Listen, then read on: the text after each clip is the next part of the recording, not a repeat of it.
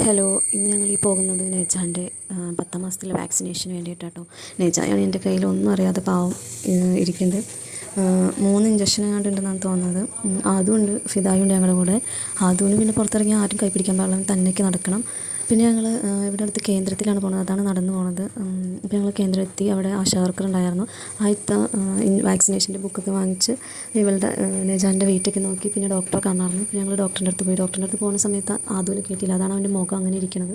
പിന്നെ ഞങ്ങൾ ഡോക്ടറിൻ്റെ അടുത്ത് കയറി നെജാനെ പരിശോധിച്ചെല്ലാം കഴിഞ്ഞ് ഇഞ്ചക്ഷൻ ചെയ്യാനുള്ള റൂമിലേക്ക് ഇരുന്നത്തേലും ആദു അവിടെ വാക്സിൻ എടുക്കാൻ വന്ന പിള്ളേരെല്ലാം അവിടെ ഊഞ്ഞാലൊക്കെ ആടുണ്ടായി. അപ്പോൾ അവരെ നോക്കിക്കൊണ്ട് ഇങ്ങനെ നിൽക്കുകയാണ്. എങ്ങനെ കയറുമെന്നാണ് പുള്ളിക്കാരൻ ആലോചിക്കുന്നത്.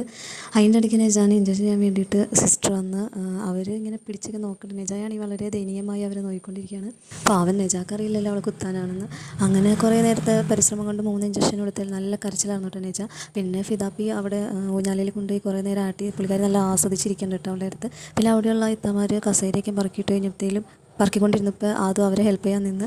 അപ്പോൾ ആദ്യത്തെ വേഗം വന്ന് കസേരയ്ക്ക് വാങ്ങി എല്ലാം കഴിഞ്ഞ് അതിൻ്റെ ഹെൽപ്പിംഗ് മെൻറ്റാലിറ്റീനെ അവരെല്ലാവരും അഭിനന്ദിച്ചു കേട്ടോ. പിന്നെ അവിടെ നിന്ന് പനിയുടെ ഡ്രോപ്സൊക്കെ കിട്ടി ഞങ്ങൾ വീട്ടിലേക്ക് പോകുന്നു. അപ്പോഴത്തേലും നെജ ഉറങ്ങിയിട്ടുണ്ടായി. അപ്പോൾ ഇത്രയുള്ള ഇന്നത്തെ വീഡിയോ ഇഷ്ടമായി ലൈക്ക് ചെയ്യുക, ഷെയർ ചെയ്യുക, സബ്സ്ക്രൈബ് ചെയ്യുക. Thank you.